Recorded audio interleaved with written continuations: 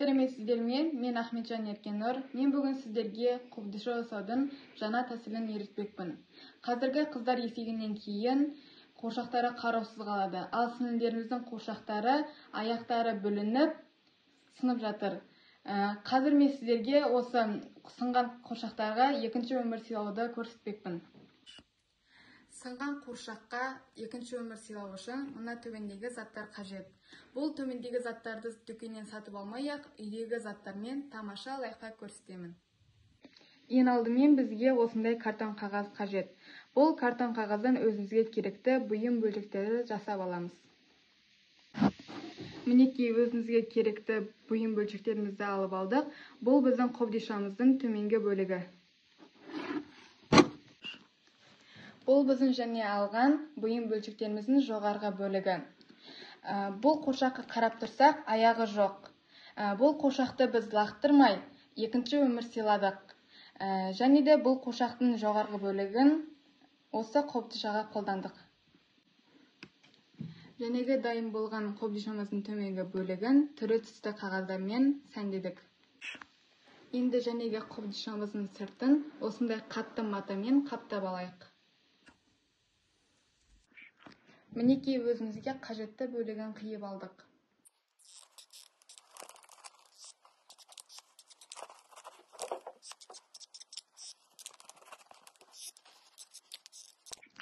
Мінекей қобдишамыздың төменгі бөлігі дайын болайында қалды. Таяқша және лентаның көмегімен әдемі раушан тізбегін жасаймыз. Міне бізде осындай раушан гүлдері шықты. Тоқтайтыңыздар, мен сіздерге осы гүлдің жасалу жолдарын көрсетпеппін. Жасалу жолдарын видеоның үстінде көресіздер. Бүгін мен сіздерге әдемі қобдиша жасап көрсетпекпін. Бұл қобдишаны тойбасы ретінде сатуға да болады. Күнделікті үйде қажетті заттарды салып қоюға да болады. Немесе бөлмеде сәнді интерьер ретінде қолдануға болады. Ол үшін ең алдымен қызыл лентадан раушан жапырақтарын бүктеп аламыз. Одан раушан құраймыз.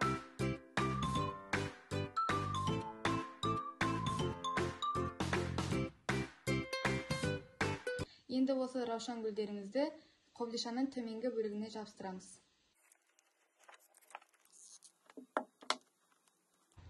Мінекей қобдишамыздың төменгі бөлігі раушан гүлдермен безендіріп болдық. Өте әдемі шықты деп ойлаймын. Бұл мата қиындылары. Ендігі кезекте жоғарғы бөлігінің кеудесін жабыстырып аламыз. Осындай атлас матасы мен жылтыр тастармен етегін жасап аламыз. Бізде осындай етек пайда болды. Оны осылай дәлдеп өлшеп аламыз. Өлшеген жерін ыстық креммен жабыстырып аламыз. Мінекей біздің қуыршағымыздың көйлегі дайын болды. Енді бұған ұлттық нақышты қосамыз.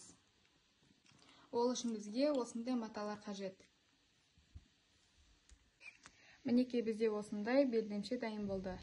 Енді белдемшені осылай беліне орналастырамыз. Және бонус тақия жасап аламыз.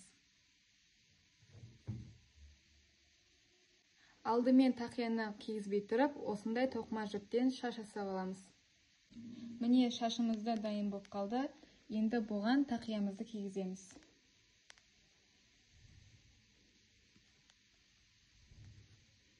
Сән үшін осындай жылтыр матаны арт жағына жабыстырып қоюға болады. Енді қобдишамыздың жоғарғы бөлігін кигіземіз.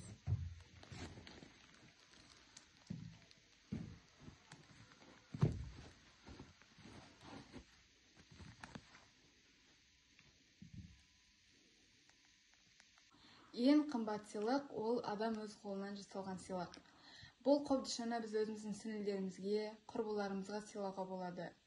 Және де бұл қобдишаның ішіне өзіміздің заттарымызды салып қоюға болады. Үйге сәндік ретінде қойып қоюға болады. Ең маңыздысы, біз өз жер шарымызды қоқыстан тазарттық. Және де бұл сынған қуыршаққа екінші өмір сыйладық.